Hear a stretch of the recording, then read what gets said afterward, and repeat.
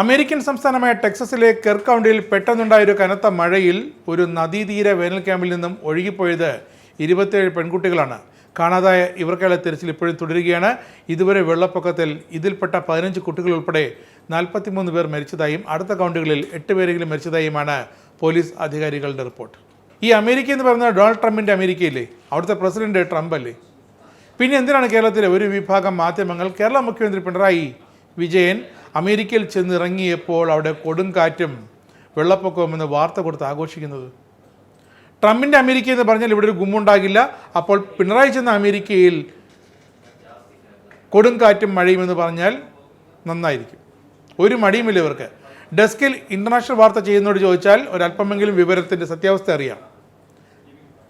പിണറായി വിജയൻ അമേരിക്കയിലേക്ക് യാത്ര തിരിച്ചത് വെള്ളിയാഴ്ച. അതിനു മുമ്പ് തന്നെ ടെക്സാസിൽ കനത്ത കാറ്റും മഴയും തുടങ്ങിയിരുന്നു. ട്രംപ് അധികാരമേറ്റ ശേഷം അമേരിക്കയിൽ എത്ര സംസ്ഥാനങ്ങളിൽ പേമാരിയും കൊടുങ്കാറ്റും ഉണ്ടായെന്ന് അറിയാമോ? കാലിഫോർണിയയിൽ കനത്ത കാറ്റും മഴയും ഒരുമിച്ച് നാശം വിതച്ചത് കഴിഞ്ഞ മാസമാണ്. കാട്ടുതീ പടർന്നു പിടിച്ച് ഇതേ കാലിഫോർണിയയിലെ ലോസ് ആഞ്ചലസിലെ പ്രശസ്ത ചലച്ചിത്ര താരങ്ങളുടെ വീടടക്കം കത്തിയമർന്നതും ഇതേ അമേരിക്കയിലാണ്. കാനഡ മെക്സിക്കോ അതിർത്തിയിലെ കാട്ടുതീ അതും നിയന്ത്രണ വിധേയമാക്കാൻ ആഴ്ചകളെടുത്തു. ട്രംപ് അധികാരത്തിൽ വന്ന ശേഷം US നടന്നത് 3 ചെറു വിമാന അപകടങ്ങളായിരുന്നു. പിന്നെ ഒന്നുകൂടിയുണ്ട്. ഒരു മാസം മുമ്പ് കാനഡ അമേരിക്ക അതിർത്തിയിൽ അമേരിക്കക്കുള്ളിൽ വെച്ച് ഒരു വൻ ട്രക്ക് മറിഞ്ഞ് രക്ഷപ്പെട്ടത് 1-2മല്ല കോടിക്കണക്കിന് തേനീച്ചകളാണ്. ആ പ്രദേശമാകെ ആഴ്ചകളോളം അടച്ചിടേണ്ടി വന്നു തേനീച്ചകളെ പേടിച്ച്. ഇതും ഡൊണാൾഡ് ട്രംപിൻ്റെ ചുമലിൽ കേരളത്തിലെ മാധ്യമങ്ങൾ കൊണ്ടുവയ്ക്കുമോ, അതോ അതും മുഖ്യമന്ത്രി പിണറായി വിജയൻ്റെ കഴിവുകേടെന്ന് വിളിച്ചു പറയുമോ? ഇതുപോലെ കേട്ടുകൊണ്ടിരിക്കാം. പക്ഷേ കേട്ടുകൊണ്ടിരിക്കാൻ സാധിക്കാത്തൊരു കാര്യമുണ്ട്. ഒരു മനുഷ്യൻ്റെ അസുഖം വന്നപ്പോൾ അത് സമൂഹ മാധ്യമങ്ങളിലൂടെ വിളിച്ചു പറഞ്ഞ് കളിയാക്കി പേരെടുത്ത് പറഞ്ഞ് ആഘോഷിക്കുന്ന ജനക്കൂട്ടം കേരളത്തിലൊരല്പം കൂടുതലാണ്. കേരളത്തിലല്ലെങ്കിൽ എന്തും ഒരല്പം കൂടുതലാണ്. ആർക്കാണ് രോഗം വരാത്തത്?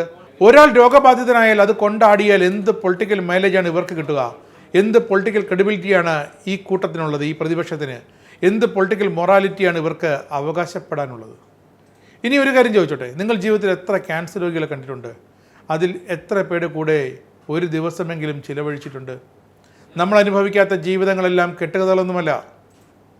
എല്ലാം രാഷ്ട്രീയമാണെന്ന് കരുതി, രാഷ്ട്രീയത്തിലെ പൊയ്മുഖമാണെന്ന് കരുതി ആശ്വസിക്കുകയും വേണ്ട. നമ്മൾ അനുഭവിക്കാത്ത വേദനകളും അങ്ങനെയല്ലെന്ന് ഒരിക്കലെങ്കിലും തിരുവനന്തപുരത്തെ RCCയിലെങ്കിലും ഒന്ന് പോയാൽ ഏതൊരാൾക്കും ബോധ്യപ്പെടും.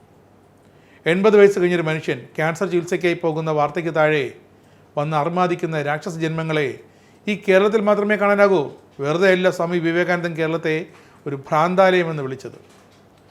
പിണറായി വിജയൻ എന്ന വ്യക്തിയെ ചീത്ത വിളിക്കാൻ 100 കാരണങ്ങൾ കാണും. കാരണം കേരളത്തിൻ്റെ മുഖ്യമന്ത്രിയാണ്, ഇടത് സർക്കാരിൻ്റെ തലവനാണ്. ഇനിയൊരു 100 കൊല്ലം കമ്മ്യൂണിസ്റ്റുകാർ അധികാരത്തിൽ വരില്ലെന്ന് പറഞ്ഞവരെ നോക്കി കൊഞ്ഞനം കാട്ടിയാണ് കഴിഞ്ഞ 2 ടേമായിട്ട് ഇടത് സർക്കാർ, പിണറായി വിജയൻ്റെ സർക്കാർ ഇവിടെ ഭരിക്കുന്നത്. തുടർച്ചയായി നിങ്ങളെ പ്രതിപക്ഷത്തിരുത്തിയതിൻ്റെ വാശിയാകാം പ്രതിപക്ഷത്തിന് ഇപ്പോൾ പിണറായി വിജയനോടുള്ളത്. ഇങ്ങനെയൊക്കെയാണ് നിങ്ങൾ പ്രതിപക്ഷം രാജ്യത്തെ ഒരു സംസ്ഥാനത്തിൻ്റെ മുഖ്യമന്ത്രിയുടെ രോഗാവസ്ഥയോട് ഇങ്ങനെയാണ് പ്രതികരിക്കുന്നതെങ്കിൽ ജനം നിങ്ങളെ പ്രതിപക്ഷ സ്ഥാനത്ത് നിന്ന് തുടച്ചു നീക്കിയിരിക്കും. ആ അവസ്ഥ ദയവ് ചെയ്ത് നിങ്ങളെ ഉണ്ടാക്കരുത്. പക്ഷേ നിങ്ങളുടെ ദേഷ്യം, പൊളിറ്റിക്കൽ വിചാരണ, അവലോകനങ്ങൾ ഇതൊക്കെ വേണ്ടത് ആരോഗ്യത്തോടെ ഇരിക്കുന്നതിൻ്റെ പിണറായി വിജയനോടാണ്. അല്ലാതെ രോഗാവസ്ഥയിൽ തൻ്റെ തുടർ ചികിത്സയ്ക്കായി അമേരിക്കയിലേക്ക് വിശ്വാസപൂർവ്വം പോയ ഭൂമിയിലെ ഏറ്റവും വേദന തിന്നുന്ന മനുഷ്യരിൽ ഒരാളായ ആ പിണറായി വിജയനോടല്ല. തിരികെ വരും കേരളത്തിൻ്റെ മുഖ്യമന്ത്രിയായി തന്നെ.